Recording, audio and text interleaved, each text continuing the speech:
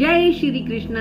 अष्टावक्र गीता राजा जनक और अष्टावक्र के बीच में एक संवाद है, आत्मबोध का ज्ञान है।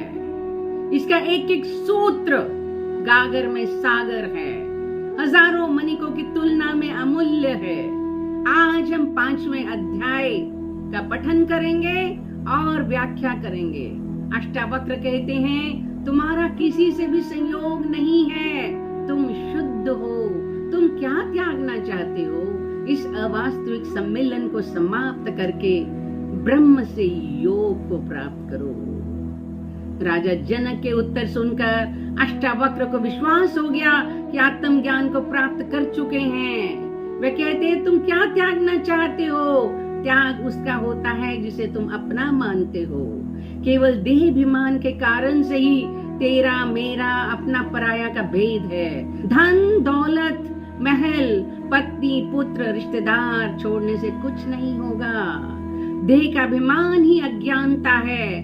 दिया जब जलता है अंधेरा अपने आप समाप्त हो जाता है। इस देह के अभिमान को कि मैं शरीर हूँ, इसकी भ्रांति मिट जाना ही मोक्ष है।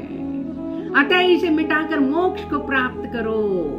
जिस प्रकार समुद्र से बुलबुले उत्पन्न होते हैं, उसी प्रकार विश्व एक आत्मा से ही उत्पन्न होता है। ये जानकर ब्रह्म से योग यानी एक हो जाओ, उस एक रूपता को प्राप्त करो। अष्टावक्र मोक्ष का उपाय बताते हुए कहते हैं कि आत्मा समुद्र के समान है। ये संसार समुद्र से उठे हुए बुलबुले जैसा है।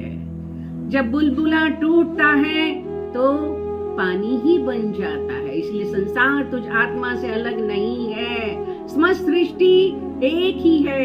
इस प्रकार की एकता को महसूस करके मोक्ष को प्राप्त हो। देवी भागवत में लिखा है, बंध और मोक्ष मन के ही धर्म हैं। अष्टावक्र कहते हैं, जब तक आत्मा के एकत्व का बोध नहीं होता तब तक मोक्ष नहीं है।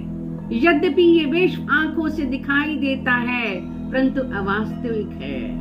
विशुद्ध तुम में इस विश्व का अस्तित्व उसी प्रकार नहीं है जिस प्रकार कल्पित सर्प का रस्सी में। ये जानकर ब्रह्म से योग एक रूपता को प्राप्त करो। अज्ञानी स्थूल जगत को सामने देखता है। घर मकान पत्नी बच्चे सब कुछ वास्तविक से नजर आते हैं, किंतु इसके पीछे जो सूक्ष्म है वह इंद्रियों का विषय है ही नहीं, इसलिए दिखाई नहीं देता। अष्टावक्र कहते हैं, चाहे ये संसार दिखाई देता है लेकिन रस्सी सांप की तरह शुद्ध चैतन्य आत्मज्ञानी के लिए ये सत्य नहीं है। आत्म तत्व में दृढ़ निष्ठा वाला होना ही मुक्ति है। स्वयं को सुख और दुख में समान, पूर्ण आशा और निराशा में समान, जीवन और मृत्यु में समान सत्य जानकर ब्रह्म से योग एक रूपता को प्राप्त करो। अष्टावक्र कहते हैं, अब तूने जान लिया कि आत्मा पूर्ण है और मैं शरीर नहीं आत्मा हूँ, इसलिए मैं भी पूर्ण हूँ। सुख दुख मन के धर्म हैं, आशा निराशा चित्त के धर्म हैं, जीवन मृत्यु शरीर के धर्म हैं। तो इन तीनों से परे चैतन्य आत्मा है जो साक्षी भाव से सब कुछ देख रही है। सब कुछ घट रहा है और आत्मा उसको सिर्फ देख रही है। अब तुझे न प्रसन्नता होती है न दुख होता है।